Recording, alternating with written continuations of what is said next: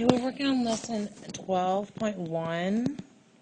We are going to be working with three-dimensional solids, three-dimensional shapes. It has a lot of core vocabulary over here. We're going to learn to classify solids, we're going to talk about cross-sections, and we're going to learn how to sketch and describe solids of revolution. Okay, the first thing we're going to talk about is working with our parts of our solids. Vertex. Vertex is right over here. It is your points. Vertex are where you have your points right there. Faces are the flat sides of our solids. Then we have the edges. The edges are just where the two types of solids meet. So, get my pen. Right here, that is an edge. There's an edge over there. Here's an edge.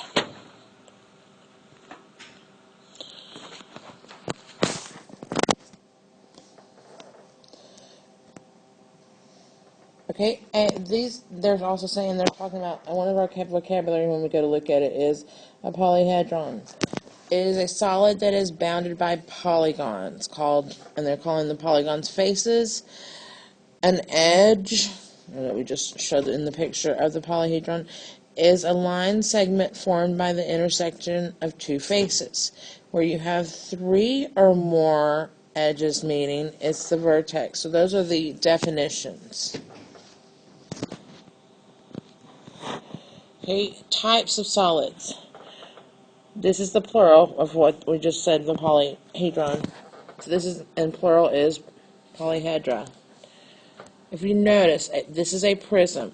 All of my sides are flat. We don't have any curved edges at all. These are not. They have curved edges. The sphere, the cylinder, the cone. There are two types over here that are the polyhedra. We have the prism. Prisms are going to have two bases when we go look at it. We also have a pyramid. Pyramid's going to have one base, and then the other one goes up to a point. Okay, to name our prism or our pyramid, we always name it by the shape of its base. We look at this over here. This is a prism because it has two bases. And the base shapes we have over here are pentagons. So this is a pentagonal prism. Over here, this is a pyramid because it has one base, and its base shape is a triangle. So it's a triangular pyramid. Okay, let's try classifying some. First, we need to tell if it is a polyhedron. And if it is, we're going to name it. So we look at our first one. On A, we don't have any curved shapes. So it is a polyhedron.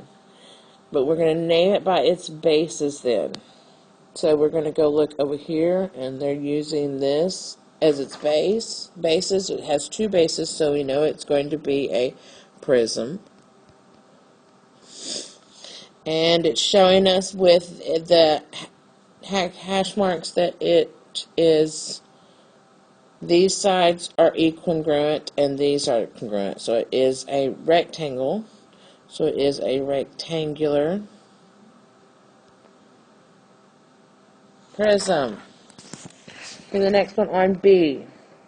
It only has one base and goes up to a point, so we need to go see what the shape of our base is. Our base is down here. So our base has 6 sides, so it is a hexagon, so it is a hexagonal. And since it only has one base, it's a hexagonal pyramid. I wish I could spell, sorry.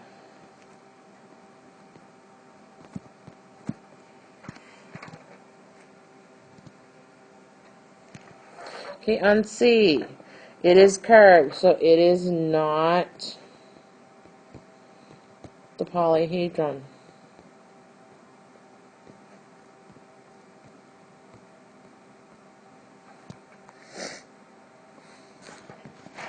Okay, here are 3 for you to try.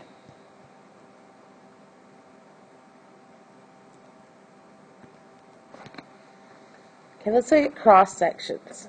Cross sections are kind of like a plane slicing through a solid. Excuse me. Kind of think of it like in a picture frame. You know, you have the glass of the picture frame. If you think of the piece of glass of the picture frame cutting through your solid, what we're looking at is where it's cutting through, what shape is being made. And here are 3 different kinds of cross sections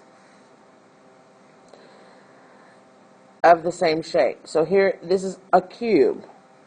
But when we cut it going this direction, the shape it makes that we would be looking at would be a square. When we cut our cube going diagonal, the shape it would make right here would be a rectangle. And if we cut just one of the little edges off of our cube, the shape it would end up making, and it's hard to tell, would be a triangle in there. Let's go look at some more. Okay, we're going to describe the shape formed by the intersection, just like we were doing a while ago. So if we took our plane and cut through this shape, the picture we would see would be a 6-sided shape is a hexagon. Okay, if we look at the cross section of the next one on B, cross section it would be making would be a triangle. If you look at the cross section of the cylinder on C, where they cut it, it would make a rectangle.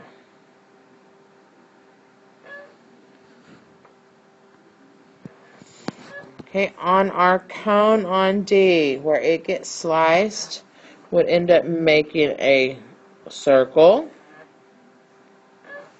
Over here on E, the sphere, when they cut it, it ends up making a circle.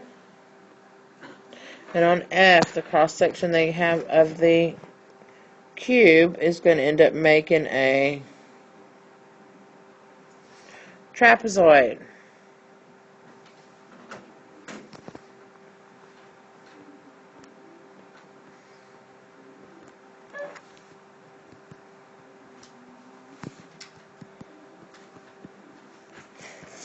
Here are some for you to try.